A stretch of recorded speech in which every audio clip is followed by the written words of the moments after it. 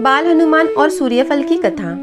आज हम सुनेंगे एक दिव्य और मन को छू लेने वाली कथा। बाल हनुमान की वह लीला जब उन्होंने सूर्यदेव को फल समझ लिया था। बचपन में हनुमान जी बेहद चंचल, प्यारे और अतुल शक्ति के धनी थे। एक दिन प्रभात का समय था।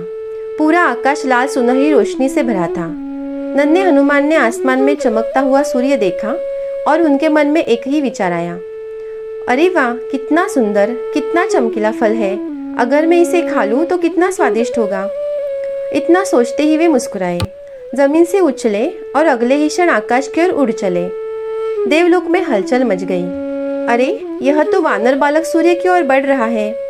सूर्यदेव तेज प्रकाश से चमक उठे, पर बाल हनुमान गति, उत्साह और भूख में किसी की परवाह कहाँ करते थे।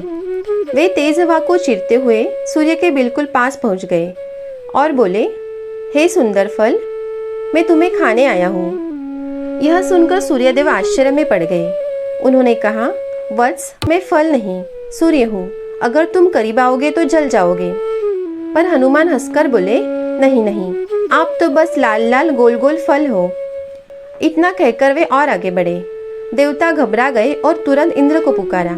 इंद्र ने वज्र उठाया और बाल हनुमान को रोकने के लिए हल्का सा प्रहार किया। वज्र लगते ही हनुमान धरती की ओर गिरे और पूरे ब्रह्मांड में सन्नाटा छा गया। जब वायुदेव को पता चला कि उनके पुत्र को चोट लगी है तो वे क्रोधित हो उठे। उन्होंने अपना प्रवाह रोक लिया, सांसें रुकने लगी और तीनों लोकों में हाहाकार मच गया। तभी भगवान शिव और भगवान विष्णु प्रकट हुए। सभी देवगण एक साथ आए और बाल हनुमान को अपने अपने दिव्य वरदान दिए। अजर अमर हो जाओ, अपराजेय बल पाओ, संकट से मुक्ति देने वाले बनो। और तभी बाल हनुमान ने आंखें खोली, मुस्कुराए और सूर्यदेव की ओर देखकर बोले, मुझे क्षमा करें, मैंने आपको फल समझ लिया था। सूर्यदेव ने स्नेह से कहा, वत्स, तुम मेरे भी प्रिय हो।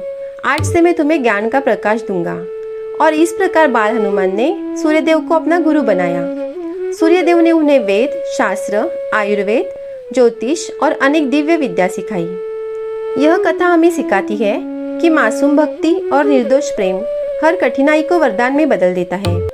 अगर आपको यह कथा अच्छी लगी हो तो कृपया चैनल को सब्सक्राइब करें ताकि अगली कथा आपसे छूट न जाए। आपका छोटा सा समर्थन हमें और भी दिव्य कथाएं लाने की प्रेरणा देता है। जय बाल हनुमान, जय श्री राम।